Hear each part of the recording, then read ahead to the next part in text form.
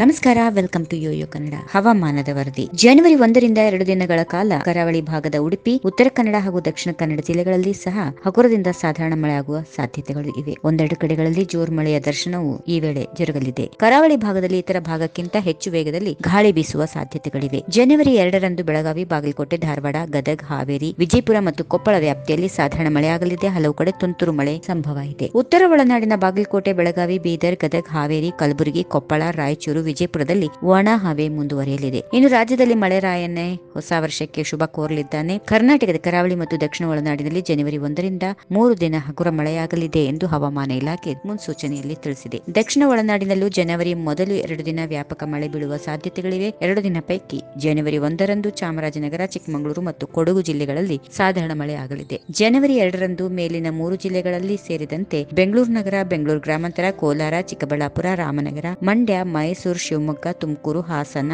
ವಿಜಯನಗರ, ದಾವಣಗೆರೆ, ಚಿತ್ರದುರ್ಗ ವ್ಯಾಪ್ತಿಗಳಲ್ಲಿ ಹಲವು ಕಡೆ ಸಾಧಾರಣವಾಗಿ ಮಳೆ ಇರುವಲ್ಲಿದೆ ಎಂದು ಹವಾಮಾನ ಇಲಾಖೆ ತಿಳಿಸಿದೆ. ಈ ಮಳೆಯ ನಡುವೆ ರಾಜ್ಯದ ಒಳನಾಡು ಜಿಲ್ಲೆಗಳಿಗೆ ಬೆಳಿಗ್ಗೆ ಮತ್ತು ರಾತ್ರಿ ಹೊತ್ತಿಗೆ ಚಳಿಯ ವಾತಾವರಣ, ದಟ್ಟ ಮಂಜು ಇರಲಿದೆ. ಮಧ್ಯಾಹ್ನದ ಹೊತ್ತಿನಲ್ಲಿ ಎಂದಿನಂತೆ ಬಿಸಿಲಿನ ಕಾವು ಹೆಚ್ಚಾಗಿರುತ್ತದೆ. ಉತ್ತರ ಒಳನಾಡಿನಲ್ಲಿ ಶುಷ್ಕ ವಾತಾವರಣ ಕಂಡುಬರಲಿದೆ. If you like this video, ಬೇಗ ಲೈಕ್ ಮಾಡಿ, ಕಾಮೆಂಟ್ ಮಾಡಿ, ಶೇರ್ ಮಾಡಿ ಹಾಗೂ ಯೋಯೋ ಟಿವಿ ಕನ್ನಡವನ್ನು ಸಬ್ಸ್ಕ್ರೈಬ್ ಮಾಡಿ.